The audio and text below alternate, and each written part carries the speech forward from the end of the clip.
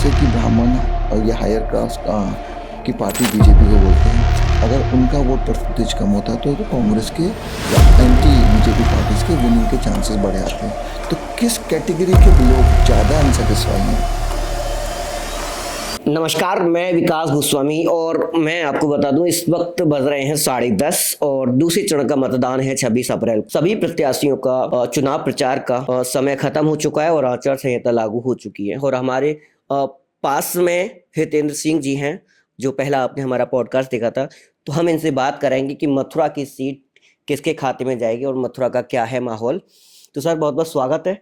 मैं इतना पूछना चाह रहा हूँ कि इन दिनों जब भी आपने देखा, ये माहौल देखा, चुनाव का माहौल देखा, पहली बार देखा होगा, कई साल आप बाहर रह के आ चुके हैं, तो इस समय आपको मथुरा में, जो मथुरा की लोकसभा 17वीं सीट है, क्या माहौल लग रहा है आपको? हाँ, मैं उस पर आना चाहूँगा कि जो मथुरा की जो स्थिति वर्तमान में लग रही है, तो जो मथुरा की जो वर्तमान स्थिति है, जो मेरा मानना है कि हमारे पास अभी भी बहुत ही एलिजिबल कैंडिडेट मथुरा में अभी भी नहीं है। हमारे पास लोकल कैंडिडेट हैं, मैं मानता हूँ। हमारे पास कांग्रेस से प्रत्याशी हैं, बहुत अच्छे प्रत्याशी हैं, मैं मना नहीं करता। हमारे पास बीएसपी से प्रत्याशी हैं, वो भी बहुत अच्छे प्रत्याशी हैं। और हेमा मालिनी जी तो नोन है ही, उनका तो कोई जवाब ही नहीं है। उनके बारे में कुछ जितना कहा जाए उतना कम है। लेकिन अगर हम बात करें किसी पार्टी विशेष के मैनिफेस्टो की, तो हैं, हम बोले कांग्रेस का मैनिफेस्टो है, बीजेपी का मैनिफेस्टो है, बट एक सांसद का अपने शहर के प्रति क्या विज़न है, क्या प्लान है, वो मुझे इन तीनों में से किसी के पास नहीं दिखाई देता। ये जितने भी जो मेन कैंडिडेट्स हैं या इंडिपेंडेंट कैंडिडेट्स हैं, मैं उनके कुछ वीडियोस देखे, क्लिप्स देखे, जब भी वो बात करते हैं ग्लोबल पॉलिटिक्स की बात करेंगे या मोदी जी ने ये किया या अपने पार्टी प्रेसिडेंट को लेके बात करते हैं। मैं मानता हूँ पार्टी प्रेसिडेंट की लीडरशिप को फॉलो करना चाहिए, लेकिन अगर आप जब क्षेत्र की बात करते हैं, उस क्षेत्र में आपका अपने शहर, अपने लोकल लोगों को लेके आपका क्या विज़न है, वो मुझे लैक करता दिखाई देता है। मैक्सिमम जो चर्चा होती है, मैं एक डिबेट प्रोग्राम में था 2 दिन पहले, वहाँ पर भी राम मंदिर, क्वेश्चन, टूरिस्ट ट्रैवल, इन्हीं सब पे बातें होती है। कोई भी जो मूलभूत आवश्यकता है, जैसे एजुकेशन हो गया, ट्रांसपोर्टेशन हो गया, आपका रोजगार हो गया, इंडस्ट्रियलाइजेशन हो गया, औद्योगिकरण हो गया, इन सभी क्षेत्रों में स्वास्थ्य संबंधी इन मौलिक आवश्यकताओं को लेकर कोई बात ही नहीं करता है। तो इस चीज़ को लेकर मुझे थोड़ा थोड़ा बुरा लगता है कि हमें थोड़ा सा वर्कआउट करने की ज़रूरत है। मेरा सवाल ये था कि आपने थोड़ा अच्छा बता दिया कि आपने कहा कि मथुरा में एलिजिबल कैंडिडेट नहीं है, तो आपको कैसे देखते हैं इसको कि एलिजिबल नहीं है? जैसे कि आपने कहा कि मुकेश धनखड़ की बात करी, आपने सुरेश सिंह जी की बात करी, हेमा मालिनी की नॉन की बात करी, तो कैसा एलिजिबल व्यक्ति होना चाहिए? यहाँ पर मेरा ये मानना है कि वह व्यक्ति, उसको ग्राउंड लेवल पे जो हर क्षेत्र की प्रॉब्लम है, जो सांसद है ना, वो किसी एक शहर को रिप्रेजेंट नहीं करता है, सांसद एक क्षेत्र को रिप्रेजेंट करता है। अगर हम मथुरा की बात करें तो जो सांसद है उनको कोसी की समस्या पता होनी चाहिए, छाता की समस्या पता होनी चाहिए, राय की समस्या पता होनी चाहिए, मथुरा शहर की समस्या पता होनी चाहिए, उन्हें छाता शेरगढ़ की समस्या पता होनी चाहिए, सादाबाद क्षेत्र की समस्या, तो मेरा वृंदावन क्षेत्र की, गोकुल की, गोवर्धन की। तो आप जितने भी मैं व्यक्तियों के इंटरव्यू सुनता हूँ, वो क्या बात कर रहे होते हैं, हम यमुना नदी का सौंदर्यीकरण करेंगे या फिर हम यमुना नदी में नालों की टैपिंग बंद कर देंगे। ये एक नेशनल लेवल का मुद्दा है, मल्टीपल स्टेट इन्वॉल्व हैं, इसमें लोकल कंसिडरेशन की बहुत कमी है। ये तो बहुत ही नोन फैक्टर है। पिछले अगर आप 40 साल का इतिहास उठा लीजिए, हर इलेक्शन में इस चीज़ को लेकर बात करी जाती है ना। पर अभी जो वर्तमान व्यक्ति है, अगर किसी भी व्यक्ति के पास एक रोड मैप है कि मथुरा के अंदर कोई भी, मैं स्पष्ट बोलूँगा, मैं किसी का राइवल नहीं हूँ, लेकिन कोई भी कैंडिडेट अगर 10 मूलभूत परेशानियों को लेकर अगर बात करें, अपने मीडिया इंटरव्यूज़ में उस पर बात करें कि देखिए मैंने यहाँ ये क्षेत्र में ये प्रॉब्लम नोटिस करी, इस क्षेत्र में ये प्रॉब्लम, इस पे मुझे कार्य करना है, इस पे कार्य करना है। लेकिन आप मैक्सिमम लोगों के बारे में क्या सुनेंगे, ओह उनके पास तो राम के अलावा कोई मुद्दा नहीं है, उनके पास तो वो तो हाथी पे चढ़ गए, इनके पास तो पप्पू सरकार है। तो ये एक बहस का विषय नहीं होना चाहिए। अच्छा। ये चीज़ मैं यहाँ देखता हूँ, जब मैं सुनता हूँ, तो मुझे लगता है कि हम अपनी मूलभूत ज़रूरतों और मूलभूत उद्देश्यों से भटक के एक प्रत्यारोपण की राजनीति या प्रत्यारोपण का बहस कर रहे होते हैं। सभी लोग बहुत क्वालिफाइड है, मैं मना नहीं करता, बहुत ही योग्य व्यक्ति हैं, लेकिन मथुरा की जनता, मथुरा के लोग, मेरे जैसे और आपके जैसे लोग, हम चाहते क्या है, इस पर विचार करने की आवश्यकता है। अच्छा, मुझे आप एक बात बताइए कि मथुरा का जो आप ट्रिग्नोमेट्री की तरह बात करें तो ट्रायंगल के आकार का जो चुनाव है वो देखा जा रहा है, हेमा मालिनी वर्सेस सुरेश सिंह वर्सेस मुकेश धनखड़। तो मथुरा की जो 10 साल से सांसद हैं, क्या वो रिपीट होंगी? किसके खाते में जा सकती है और किन कारणों से जा सकती है? देखिए, वर्तमान समय में पूरे उत्तर भारत में, मैं बोलूँगा जो हिंदी भाषी क्षेत्र है, वहाँ पे हिंदुत्व काफ़ी लेवल पे हावी हो चुका है। ये थोड़ा कहना उचित नहीं होगा, लेकिन फिर भी मैं ये कहना चाहूँगा, व्यक्ति विशेष के अंदर हिंदू वर्सेस अदर जाति को लेके भावनाएं जागृत हो चुकी हैं। तो अगर हम इस परिप्रेक्ष्य में जाएं तो बीजेपी का पलड़ा भारी है, और जो भी कैंडिडेट होंगे बीजेपी से, वो उनका जीतने की संभावना अधिक है। लेकिन अगर हम ग्राउंड लेवल पे बात करें, जहाँ पे आपका जो पुअर क्लास है, लेबर क्लास है, जो डे टू डे फाइट करता है, उनको मुफ्त राशन के अलावा और तो कुछ मिल नहीं रहा है। अगर आप ऑल टाइम देखें तो आपका जो इनकम है, जो इनकम इंडेक्स है, वो बहुत गिर चुका है, पर कैपिटा इंडेक्स, और साथ ही जो आपका अनएम्प्लॉयमेंट रेशियो, वो ऑल टाइम सबसे ज़्यादा हाई है, लोन रेशियो ऑल टाइम सबसे ज़्यादा हाई है, महंगाई का भी इंडेक्स ऑल टाइम सबसे ज़्यादा हाई है।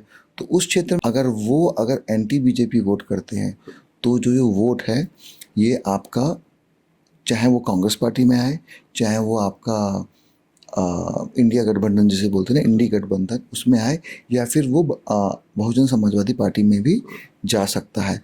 तो मेरा जैसे बीजेपी के लिए प्रेडिक्शंस है कि 5 लाख के वोटों के अंतर से जीतेंगे। मेरी व्यक्तिगत एनालिसिस है जो मैं क्षेत्र में घूम के करता हूँ, BJP is a winning party, Mathura में है पोटेंशियल, बट मार्जिन इतना नहीं होगा। कितना होगा? जितना पिछले इलेक्शन में हुआ था उससे कम होगा, उससे कम होगा। उतने भी अंतर को जो भाजपा की जो लहर है, भाजपा की वर्तमान में लहर नहीं है, मैं बोलूँगा वर्तमान में जो लहर है वो हिंदुत्व वर्सेस नॉन हिंदुत्व की लहर ज़्यादा है। तो अब आप उसको कौन सी पार्टी किस क्षेत्र में कैसे कैश करते हैं, उन पर डिपेंड करता है। मुझे आप इतना बताओ कि मथुरा के जातिकरण को आप किस प्रकार देखते हो? और बात कर लें जाट की बात कर लें तो 4.5 लाख जाट हैं, और ठाकुर की बात करें तो 3,75,000 हैं, ब्राह्मण की बात करें तो 1.5 लाख हैं, और SC ST की बात करें तो 19.6 है, बाकी के अन्य हैं।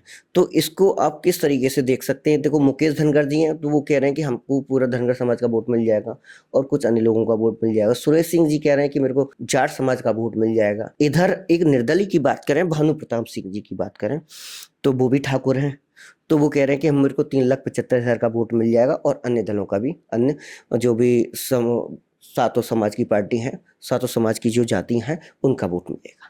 देखिए, आपके माध्यम से मैं एक बात कहना चाहूँगा, सभी से हाथ जोड़ के मेरा सभी से निवेदन है, कृपया इस जातिगत राजनीति से बाहर आएं।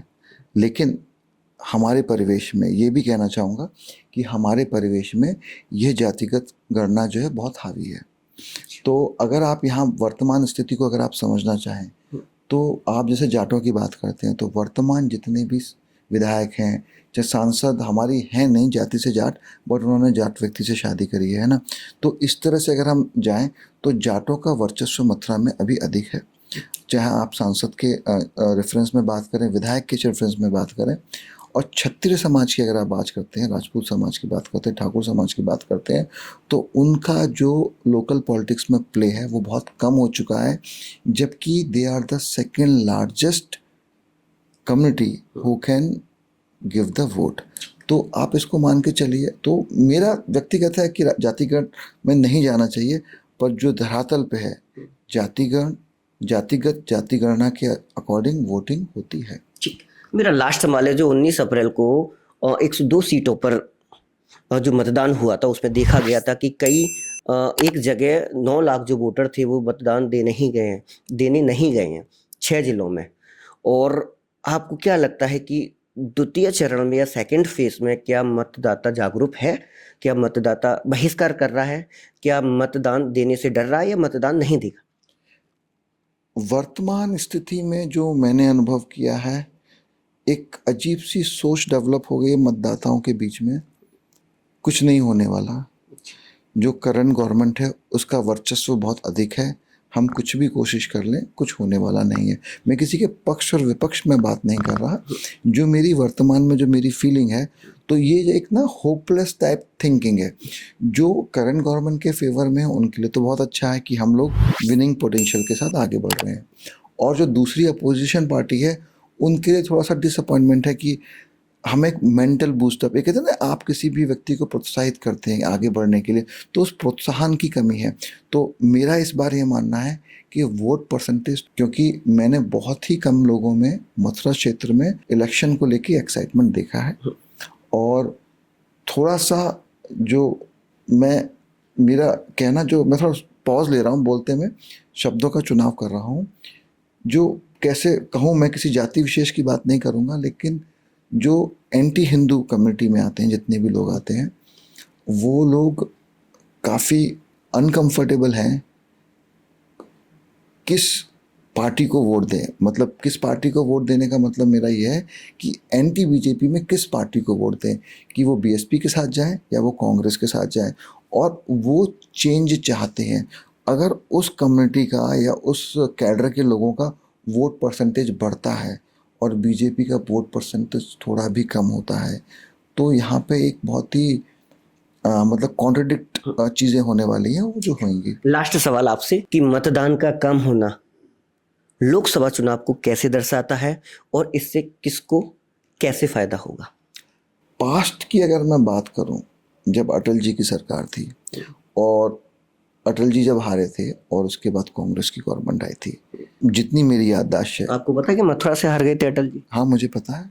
तो मेरा ये मानना है कि आप जो बोल रहे हैं ना कि वोट परसेंटेज जब कम होता है, तो वोट परसेंटेज कम होने का मतलब ये होता है, या तो जो करंट पब्लिक है वो बहुत सेटिस्फाई है सिस्टम से, या फिर वो होप खो चुकी है कि हमारे कुछ करने से, ना करने से कोई इम्पैक्ट आने वाला है। तो यहाँ पे इसका इम्पैक्ट क्या पड़ता है, जो हमारी अगर लोअर इनकम कम्युनिटी जो है, जो हमारी लोअर कम्युनिटी है, जो उसका जो वो जिन दो पार्टी विशेष का वोट बैंक है, वो आपकी कांग्रेस और बीजेपी आती है, या समाजवादी पार्टी मान लीजिए। तो अगर उनका वोट परसेंटेज कम होता तो इनके लिए अगेंस्ट जाता है। और अगर हम जैसे कि ब्राह्मण या हायर कास्ट की पार्टी बीजेपी को बोलते हैं, अगर उनका वोट परसेंटेज कम होता तो कांग्रेस के या एंटी बीजेपी पार्टीज के विनिंग के चांसेस बढ़े आते हैं। तो किस कैटेगरी के लोग ज़्यादा अनसेटिस्फाई हैं वो डिपेंड करता है, क्योंकि जो लोग अनसेटिस्फाई ज़्यादा होंगे वो ज़्यादा वोट करेंगे, और जिस कैटेगरी के लोग सेटिस्फाई होंगे वो कम वोट करेंगे। तो वर्तमान स्थिति में मेरा सवाल ये आपसे है कि बीजेपी के वोट बैंक जो है वो सेटिस्फाई ज़्यादा है, और लोअर कैटेगरी जो है, जो दूसरी पार्टी का, वो अनसेटिस्फाई ज़्यादा है। ये परिप्रेक्ष्य पूरा बदल देगा। अच्छा, तो मैं आपको बता दूं, जो 19 अप्रैल को मतदान हुआ, मेरी लोगों से अपील है कि 26 अप्रैल को जो भी सीटों में मतदान किया जाएगा, उन सीटों पर मतदान किया जाए और ज़्यादा से ज़्यादा लोग मतदान करने के लिए जाएं, जिससे कि आप अपने भविष्य के लिए, आप अपने बच्चों के लिए मतदान दे सकें। कैमरामैन के साथ ध्रुव कुमार, धन्यवाद।